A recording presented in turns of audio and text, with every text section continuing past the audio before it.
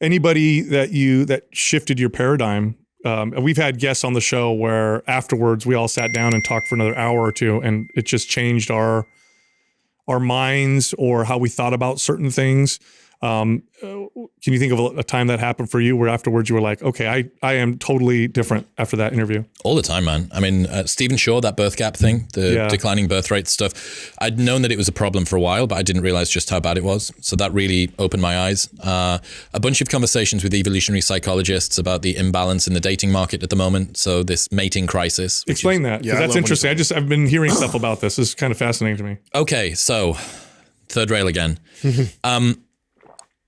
At the moment, there is a massive reduction in the amount of short-term sex that people are having. And also you have declining marriage rates and family rates, right?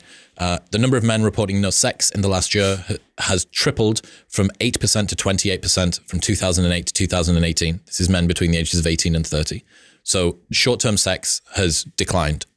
This has also declined for women as well, but a little bit more for men. For the first time in history, 50.1% of women are childless at 30. And a report from Reuters says that 45% of prime working age women between 22 and 45 will be single and childless by 2040. For the first time in history, you have 51% of children being born outside of marriage or civil unions. That's to either single parents or to people that are just in a relationship in the UK. So what that map shows is short-term sex and long-term mating seem to be on the decline, right? We have greater rates of singleness. You think, which is crazy in a world of Tinder and Correct. Facebook and Instagram. Correct. It's super fascinating that would be declining. How is the ease of access to other partners increasing while what actually occurs in the real world seems to be dropping down? Yeah, and are they connected? Correct. Yes. So yes, they are. So that's okay, there's something happening here. And I think that every young single person has an idea that, the dating market seems a little bit different now, very different. All of the advice that my parents can give me doesn't really seem to apply anymore. Mm-hmm. So you would think, what is it that could be happening here?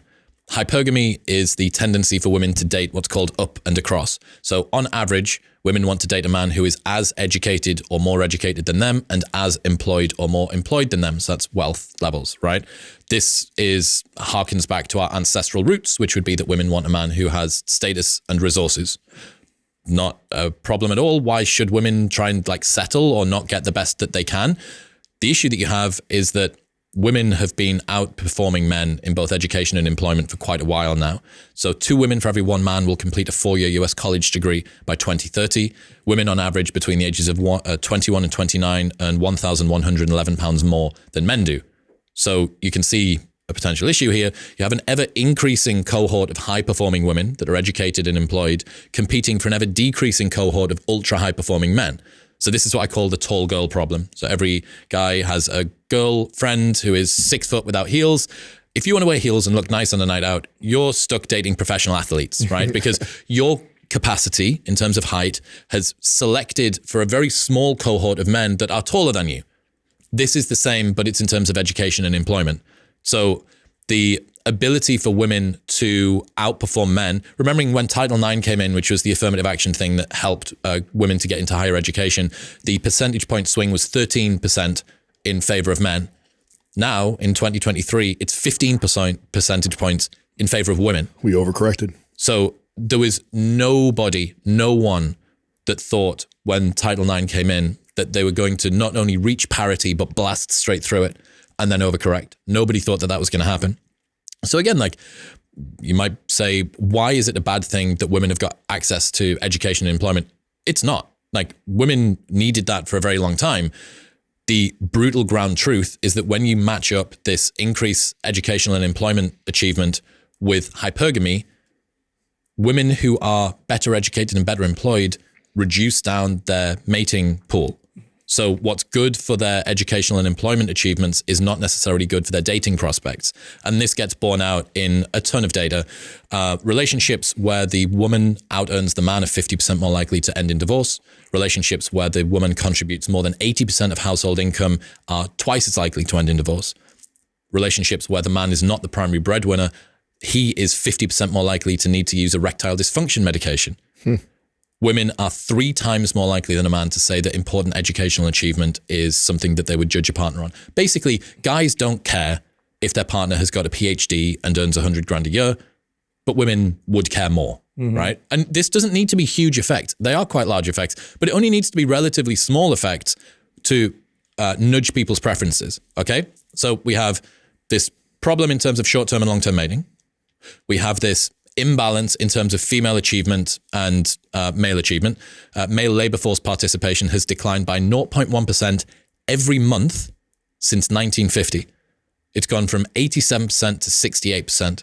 And by 2040, it'll be 65%. 65% labor force participation amongst men. So you can imagine the dynamic. You have this group of turbo chads at the top, right? The sort of 8 out of 10s and above. They have this wealth of options. The guys that are super wealthy, well-educated, and tall, usually, they have this big, big, big block of girls that they can run through if they choose to. These women sometimes get used and heartbroken by the guys at the top. That causes them to be bitter and resentful of all men. The group of guys at the bottom, the 5 out of 10s and below, are essentially invisible to most of these women. Angry. But they get these men aren't worth shit, like, guy, where are all of the good men at? They believe that they're one of these good men, but they are being sort of tarred with the same brush as the guys that used and ran through women. So those women retreat into careers and lean into sort of a boss bitch lifestyle. These men retreat into porn and video games. These guys at the top that do have the turbo chad access, I don't think it's necessarily even that good for them either. Like, having a wealth of options as a man who wants lots of sexual variety doesn't encourage you to be a good man. And many men can't control their sort of desire for sexual variety in the way that they might want to, like in their best moments or whatever. So you end up with both sexes moving further and further apart from each other.